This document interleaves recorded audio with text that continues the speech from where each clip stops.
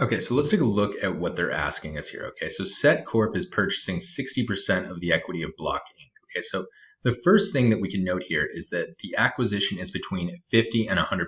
So that immediately tells us that this is going to apply the acquisition method. All right, and then we have all this information related to the corporation that was being acquired. All right, we'll come back to this. All right, and we also note that Block Inc. had net income in the amount of $60,000 and they paid dividends in the amount of $40,000.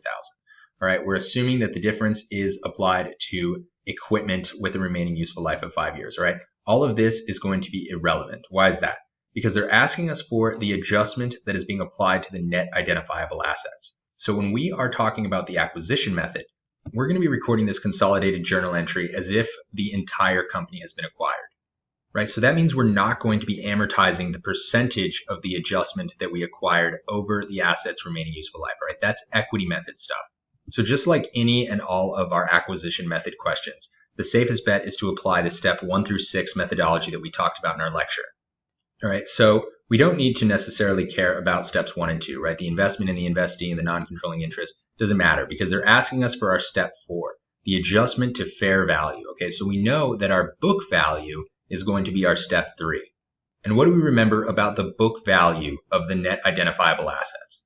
This is going to be the same as stockholders' equity, right? Because we remember that assets minus liabilities equals net assets. We also remember that assets minus liabilities equals stockholders' equity.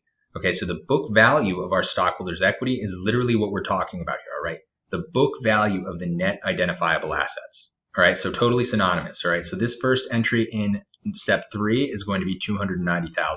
Step 4 is going to be that adjustment to fair value. We know that the fair value of the stockholders' equity is $340,000.